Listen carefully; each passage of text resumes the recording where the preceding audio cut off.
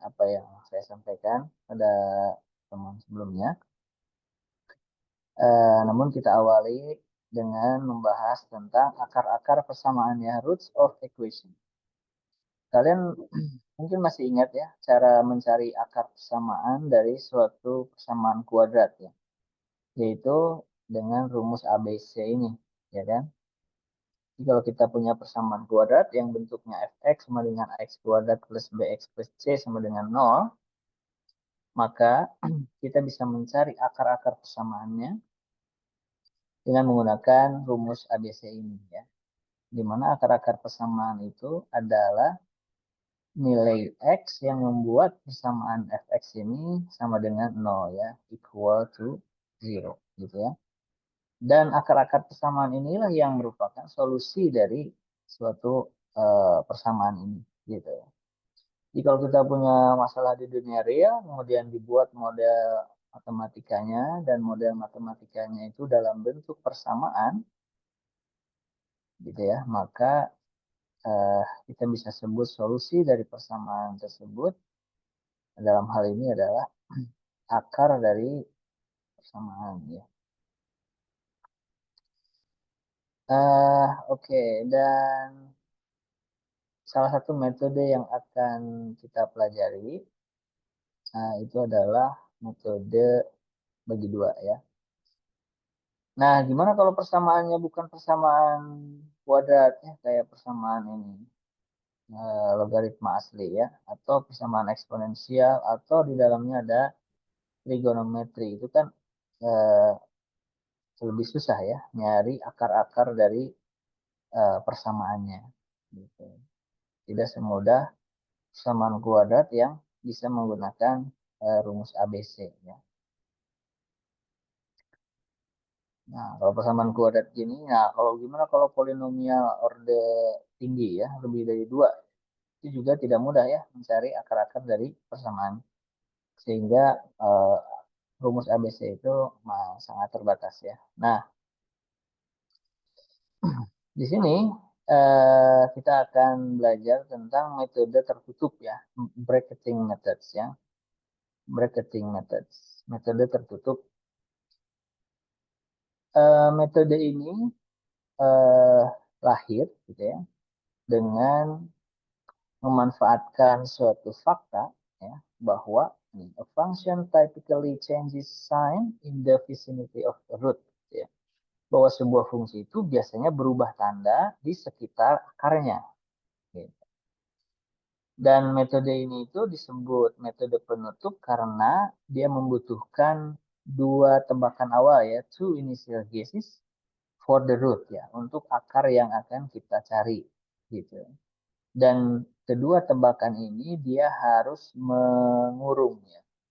Bracket itu kayak kurung ya, mengurung atau menutup akar dari yang mau kita cari gitu ya. Nah, coba kita lihat ilustrasi secara grafik ya. Nah, ini kira-kira ya. Terlepas ini masalah apa ya. Ini adalah gambaran bagaimana karakteristik dari sebuah akar persamaan. Jadi yang berwarna hitam ini adalah grafik dan dia memotong sumbu X atau sumbu horizontal di titik ini, maka titik ini disebut dengan akarnya. Jadi sekali lagi akar persamaan itu adalah suatu nilai berubah bebas, misalnya X gitu ya, yang membuat sebuah fungsi itu bernilai 0 ya. Berarti kan artinya kalau nilai fungsinya bernilai 0, maka si grafiknya itu, si fungsi tersebut dia memotong sumbu horizontal ya. Misalnya memotong sumbu X itu adalah akar. Dan kalau kita amati karakteristik dari akar ini, maka eh, akar itu katanya biasanya berubah tanda di sekitar akar tersebut ya. Apa maksud dari berubah tanda? Kan kalau di titik akar ini nilai fx-nya sama dengan 0 ya kan. Kalau kita geser ke kiri, itu nilai fx-nya bernilai positif ya. Karena dia ada di atas sumbu x ya. Dan kalau kita geser ke kanan, maka nilai fungsinya itu bernilai negatif karena dia ada di bawah sumbu X ya.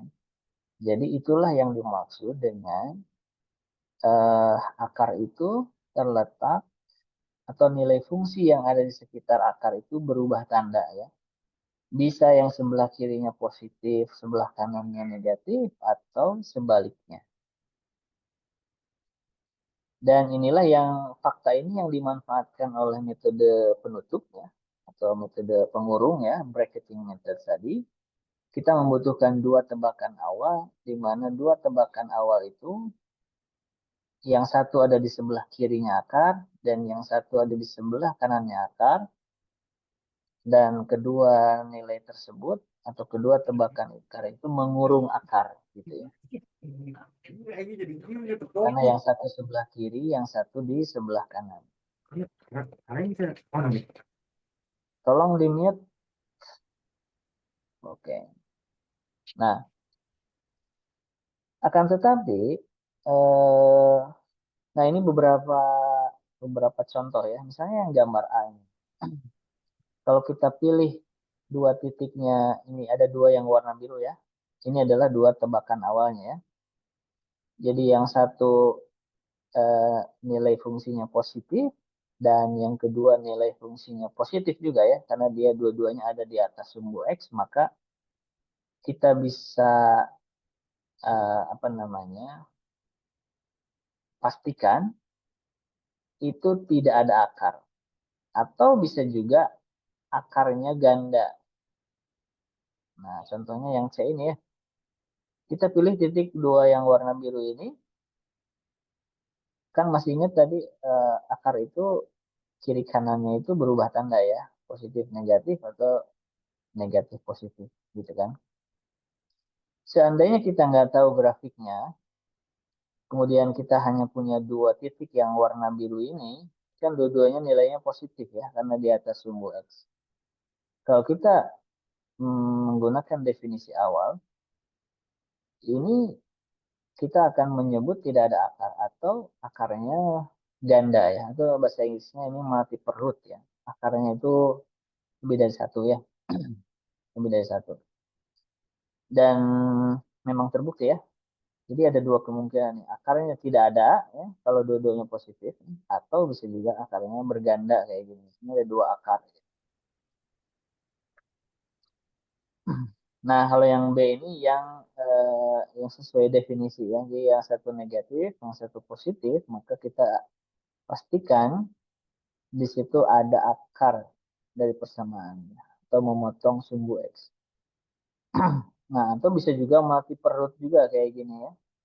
Jadi kalau yang satu positif, yang satu negatif, maka bisa ada satu, bisa ada tiga kayak gini. Seperti halnya yang ada di gambar D. Gitu. Nah, itu adalah sifat-sifat dari akar ya.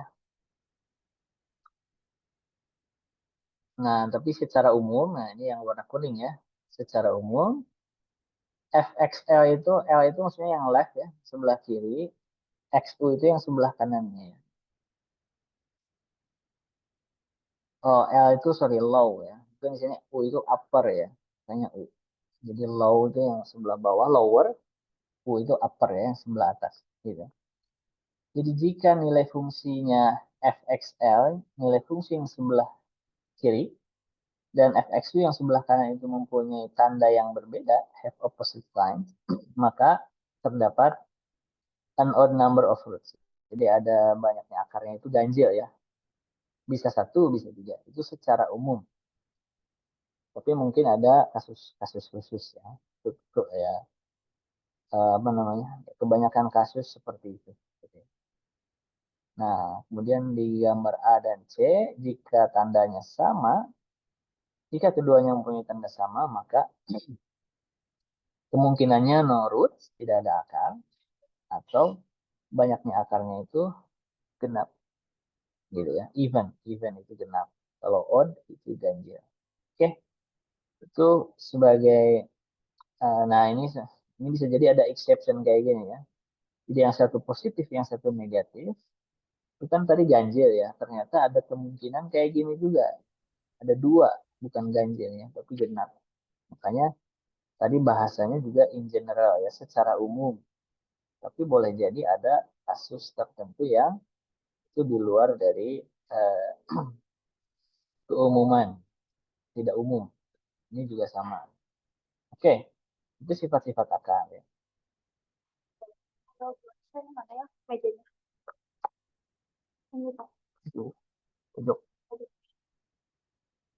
Oke, nah sebenarnya untuk tahu akar persamaan itu kita bisa aja dengan cara ya udah diplot aja gambarnya, diplot aja grafiknya. Misalnya kita mau mencari akar persamaan dari sin 10x plus cos 3x ya. Dalam rentang x-nya 0, ini sebagai xu-nya, x xl ya ini xu-nya 5. Jadi 0 sampai 5 domainnya. Kita mau mencari akar persamaan ya. Maka ya udah kita plot aja grafiknya. Terus kita lihat di mana dia berpotongan dengan sumbu x. Nah, ini adalah gambarnya ya. Ini adalah hasil plot dari fungsi fx sama dengan sin 10x ditambah cos 3x ya, menggunakan komputer. Maka dengan range 0 sampai 5, kita bisa tahu berapa kali fungsi ini berpotongan dengan sumbu x, ya itulah akar-akarnya, ya kan? Atau karena terlalu banyak, kita batasi aja, perkecil domainnya dari 3 sampai 5, ya. Oh, ternyata di sini ada 1, 2, 3, 4, 5 ya, kira-kira ada 5 akarnya. Nah, cuman masalahnya adalah berapa kira-kira di mana dia berpotongan, gitu ya. Di mana dia berpotongan. Itu kan kita akan sulit mengestimasinya ya. Ini paling dikira-kira ya. Dan kira-kiranya itu mungkin ada errornya, ya kan? Nah, kayak gini, kalau kita zoom lagi misalnya range-nya dari 4,2 sampai 4,3, ini titik berapa ini berpotongannya, ya kan? Ini 4,25 di tengah, ya kan? Oke, berarti kita harus menebak sampai 2 digit desimal ya. Nah, itu yang membuat kelemahan dari metode grafik itu kita tidak bisa menemukan secara pasti di mana sebenarnya akar dari persamaan tersebut. Oke, nah kita akan belajar satu metode ya, metode yang termasuk ke dalam metode pengurung ya, atau bracketing method yang disebut dengan dissection method. Kalau diterjemahkan metode bagi dua, gitu ya. Nah, metode bagi dua ini uh, ya memanfaatkan tadi ya, memanfaatkan sebuah fakta bahwa akar itu mempunyai karakteristik di mana nilai fungsi sebelah kiri dan kanannya itu berlawanan tanda ya, yang satu positif atau negatif. Nah, ini nih, kalau kita kalikan nilai fungsinya ya, itu lebih kecil dari 0 ya. Nilai fungsi dari fxl yang sebelah kiri dan nilai fungsi fxu yang sebelah kanan itu kalau dikalikan nilainya kurang dari 0 atau negatif ya. Kenapa negatif ya? Karena kedua-duanya ini tandanya berbeda, yang satu positif, yang satu negatif ya. Terserah yang mana yang positif dan yang negatifnya. Oke. Nah, jadi metode bagi dua ini membutuhkan dua tebakan awal ya. Nah, ini nih, metode bagi dua ini. Ini nama lainnya ya, binary chopping, internal halving, atau metode Bolzano yang pada prinsipnya metode ini itu selalu membagi dua intervalnya in half ya, selalu membagi dua ya setengahnya ya, selalu dibagi dua ya. Bagi dua itu berarti setengahnya ya, ambil setengahnya ya, dari versi sebelumnya gitu ya. Oke. um,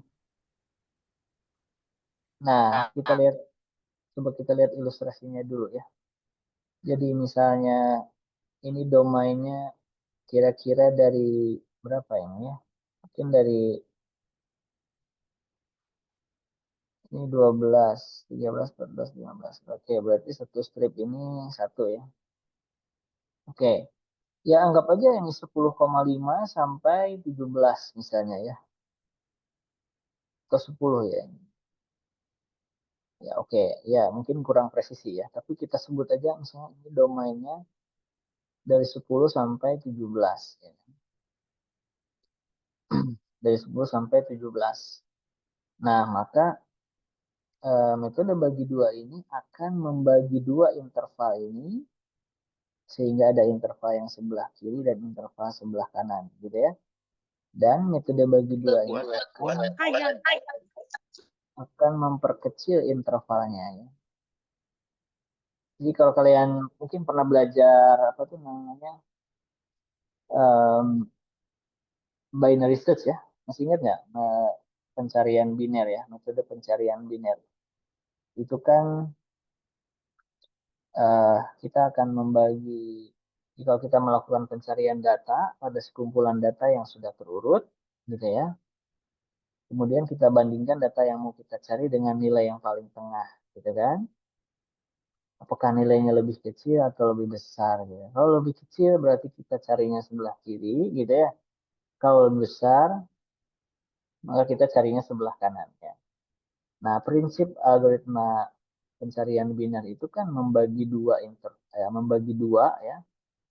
Eh, ya asalnya masalahnya n misalnya jadi setengah n gitu ya intervalnya. Jadi memperkecil interval pencarian ya, memperkecil ruang pencarian gitu. Itu metode binary search.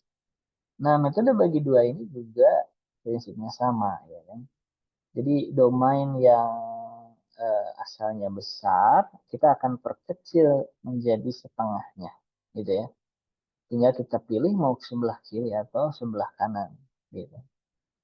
Nah, cuma perbedaan dengan metode binary search ya, kapan memilih ke kiri dan ke kanannya itu kalau apa namanya? Nah, menggunakan ini gitu ya. Apakah hasil dari perkalian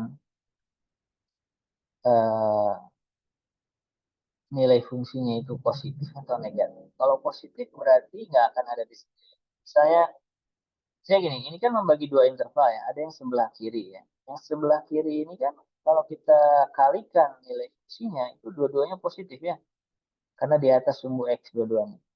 Tapi kalau kita ambil interval yang sebelah kiri, ya kan, itu yang satu positif, nilai fungsinya yang di ujung kanan itu nilainya negatif, iya kan?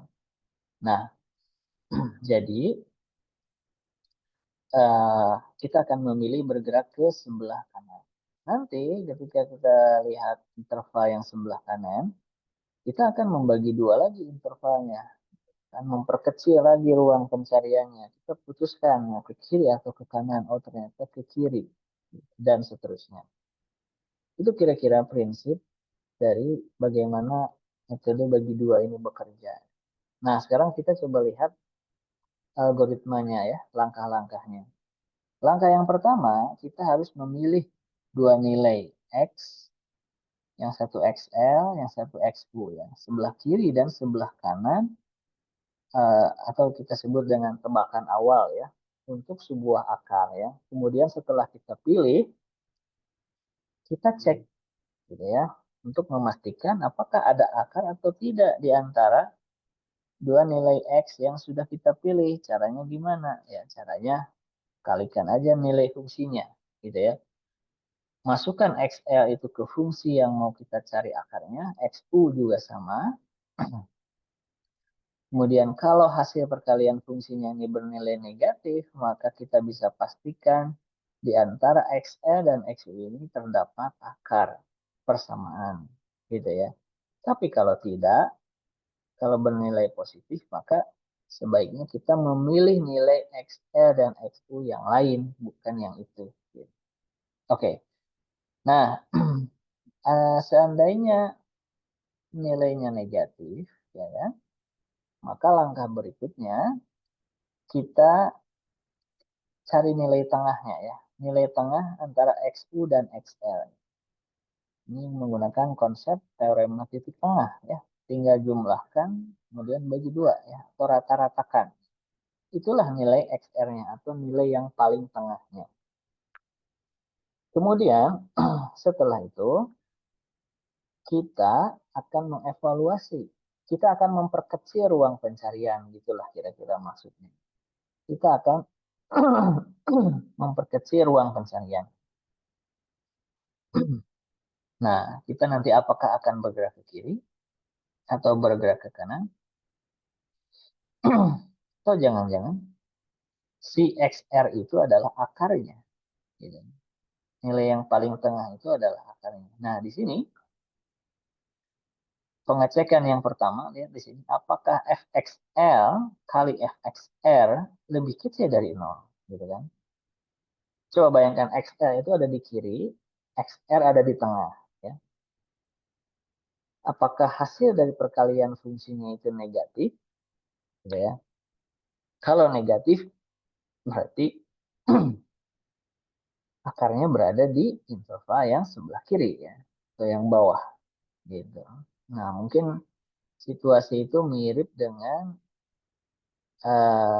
oh mana tadi? Terlalu atas ya. Oh ini nih. Nah, mirip dengan yang ini ya, yang tengah ya. X-nya di kiri, XR-nya ada di tengah. Kalau kita kalikan nilai fungsinya, ini negatif ya, karena yang kiri negatif, yang kanan, yang kanan positif, yang kiri positif, sebelah kiri dari akar positif. Atau bayangkan aja kita nggak tahu akarnya. Yang sebelah kiri nilai fungsinya positif, yang sebelah kanan nilainya negatif ya. Berarti kondisi if yang ini benar ya. Nah, kalau benar maka kita nyarinya ke kiri kan. Ya udah memang ke kiri kan, bukan ada di kanan gitu ya. Nah, kalau ini yang terjadi, maka nilai XU akan sama dengan XR. Masih ingat XU itu ada di kanan, XR ada di tengah ya. Nilai XU sama dengan XR berarti nilai XU-nya itu akan bergeser ke tengah sama nilainya dengan nilai XR gitu ya. Jadi XU itu kan asalnya di kanan ya, kayak gini. XU itu asalnya di kanan, XR di tengah.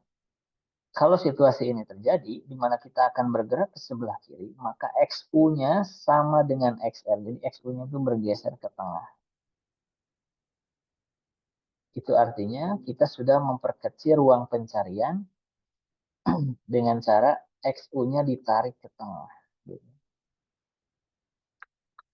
Kemudian lanjut ke langkah 2 ya. Jadi cari nilai tengah lagi, terus lanjut ke step 3 sama kayak tadi. Nah, seandainya kondisi if yang pertama yang bagian A ini salah, ya, maka kita cek nih, apakah hasil perkalian antara XL dengan XR itu positif, ya kan? Kalau positif, maka akarnya itu ada di interval sebelah atas, ya, sebelah kanan. Situasi itu terjadi contohnya seperti yang ini, ya kan? XU di kiri, XL di kanan. XL di kiri, XU di kanan, XR di tengah. Ya, kita bandingkan apakah FXL dikalikan dengan FXU positif, ternyata benar ya. Dua-duanya kan di atas sumbu X-nya. Nah, kalau itu benar, maka akarnya pasti ada di kanan. Jadi kita geraknya ke kanan, sama kayak gini. Kalau kita memutuskan bergerak ke kanan, upper itu ke atas ya, maka XL-nya akan sama dengan XR ya. Artinya nilai XL-nya itu akan bergerak ke tengah gitu. Jadi sudah bukan di 10 lagi, tapi ya di tengah. Sehingga ruang pencariannya akan menjadi lebih kecil. Gitu. Lihat nih, batas kirinya kan udah digeser ya ke tengah. Jadi ini sudah di sini, di 13 lah kira-kira. Gitu. Nah, kalau kondisi A salah, kondisi B salah, itu hanya akan terjadi kalau nilai XR-nya itu membuat nilai fungsinya 0. Nilai XR ini adalah akarnya. Karena membuat nilai F-nya ini sama dengan 0. Kan 0 kali berapapun hasilnya 0. Gitu ya. Jika kondisi A salah, kondisi B salah, maka kita pastikan bahwa XR inilah akarnya, akar dari persamaan yang mau kita cari ya, karena dia yang membuat nilai F-nya itu sama dengan 0. Sebenarnya boleh aja dibalik ya, nggak apa-apa. Jadi misalnya kita ngeceknya yang C dulu dipindahin ke atas, itu boleh-boleh aja ya, nggak masalah. Ini hanya sekedar contoh bagaimana urutan dari pengecekan untuk menentukan di mana sebenarnya posisi akarnya. Ini adalah algoritma dari metode bagi dua. Nah, sekarang kita lihat contoh ya. Nah, gunakan metode bagi dua untuk mencari masalah yang sama dengan contoh 5.1. Oke, kayaknya eh 5.1 dong. Kayaknya yang masalah ini ya. Oke, kita cari masalah lain aja. Oh, masalah ada. Nah, ini. Tapi sebelum melihat contoh, kapan algoritmanya itu akan kita hentikan? Ya, ya kalau apa namanya? Kalau akar yang sebenarnya diketahui, ya kita bisa menggunakan epsilon t, ya kan? Tapi seandainya em, kalau akar yang sebenarnya tidak diketahui, maka kita menggunakan galat aproksimasi ya, atau epsilon a. Di mana epsilon a itu adalah, masih ingat ya, solusi yang baru dikurangi solusi sebelumnya dibagi dengan solusi yang baru, gitu kan? Pada pertemuan sebelumnya. Di mana solusi dari akar persamaan yang dimaksud di sini adalah nilai XR-nya. Jadi XR itu adalah uh, estimasi akarnya itu berada pada nilai XR. Di XR-nya ini berarti solusi yang baru dikurangi solusi sebelumnya dibagi dengan solusi yang baru. Solusi lama dibagi dengan solusi yang baru kali 100% ya, mutlak.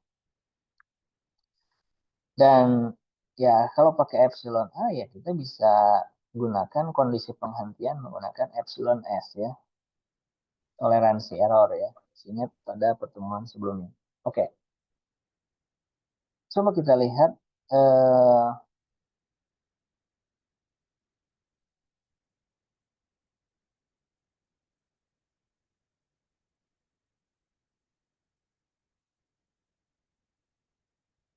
sebentar di sini contohnya yang itu ya.